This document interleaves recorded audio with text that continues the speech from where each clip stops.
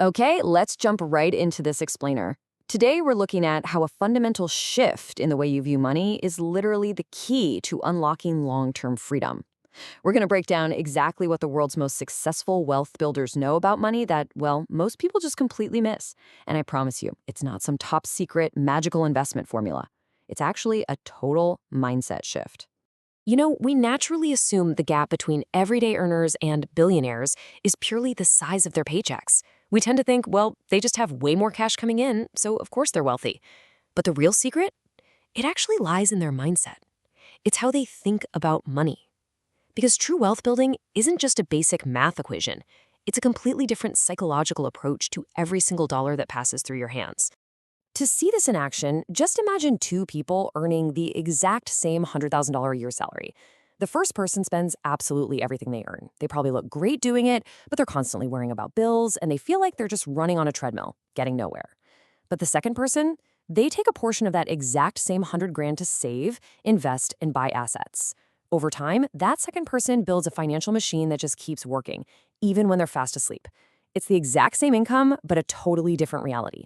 All right, section 1.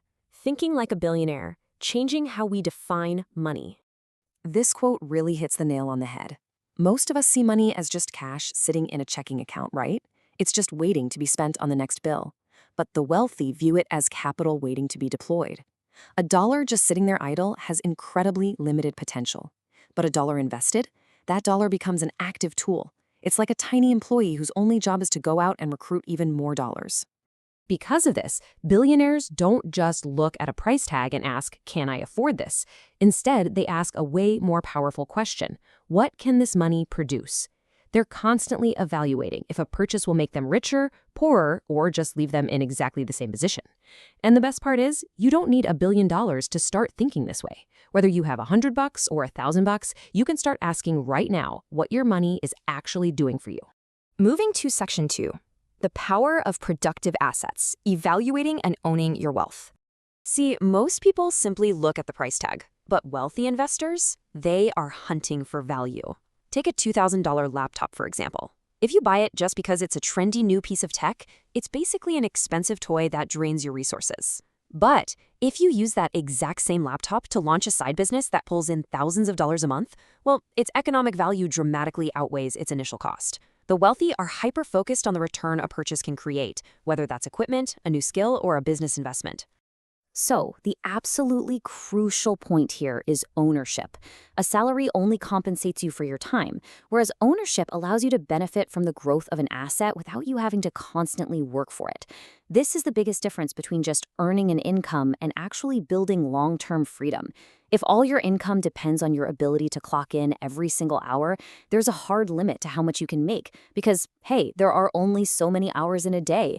But when you acquire productive assets like company shares, a small business, or real estate, those assets generate returns entirely on their own. They literally break the chain between your time and your money. That brings us to section 3, protecting and compounding wealth, managing risk, and maximizing time. Now, protecting your downside is absolutely vital. Take investor A. A massive 30% gain in year 1 makes it look like they are winning big. But then, a reckless 50% loss the very next year completely destroys all that progress. Meanwhile, investor B takes calculated risks and achieves steady, almost boring 10% growth. Wealthy people fully understand that one catastrophic mistake can wipe out years of hard work. So before making a move, they don't just ask how much they can make, they ask how much they could lose and whether they could actually survive that worst-case scenario. And why is protecting the downside such a big deal? Because it buys you the time you need to rely on the compounding effect. Compounding is when your returns start generating their own returns. It might not look like much in year 1 or 2, but let it run over decades, and the results are almost unbelievable. Fun fact for you, Warren Buffett made over 90% of his vast wealth after his 65th birthday, purely thanks to decades of compounding. The wealthy think in decades, not weeks. They're always asking what they can build over the next 10, 20, or even 30 years. All right, section 4, looking rich versus being rich, the trap of lifestyle inflation. We so often confuse looking rich with being rich. A $100,000 sports car or a massive house might look absolutely incredible on Instagram, but behind the scenes, they can just as easily represent massive debt and financial stress. Real financial strength is actually surprisingly boring to look at. It looks like diversified accounts and a solid emergency savings fund. When someone gets a raise and immediately upgrades their lifestyle just to look the part, every single dollar they spend on that is a dollar stolen from their future freedom. Your income might go up, but your actual financial freedom barely moves an inch. Which leads us to section 5, buying your ultimate freedom, the highest dividend money pays. So why do we even want to avoid lifestyle inflation and buy all these assets in the first place?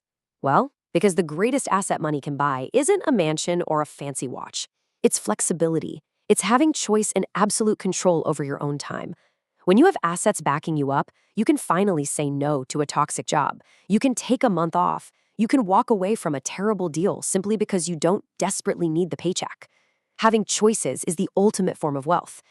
The goal isn't just to be rich, it's to build enough financial strength that money stops dictating every single decision you make in life. Now, look, applying this whole billionaire mindset doesn't mean you have to clip coupons for the rest of your life or swear off ever buying a coffee again. It simply means understanding the opportunity cost behind every financial decision. The wealthy definitely spend money on things that genuinely improve their lives, but they refuse to spend it just to impress other people. It's all about intentionality. If you drop $10,000 today on a luxury, you just have to realize that that money cannot be invested to buy your freedom tomorrow. So, how do we actually put this into practice? You can start shifting your own financial life today by auditing yourself with 3 actionable steps. First, take a really honest look at your expenses and ask, what am I buying that doesn't genuinely improve my life? Second, ask, what assets am I actually building with my income right now? And third, what can I do today, whether that's paying down a debt, learning a new skill, or investing even a small amount, that my future self will thank me for? Ultimately, building long-term freedom isn't about scoring one giant lucky investment. It's about 1,000 small, intentional decisions repeated consistently over time. The secret isn't some magic formula. It's a massive shift in how you view every single dollar you touch. So, as we wrap up this explainer, I want to leave you with one final question to ask yourself every single day. What financial decision can I make today that makes my future self stronger? Answer that, and you'll leave the paycheck to paycheck cycle behind for good.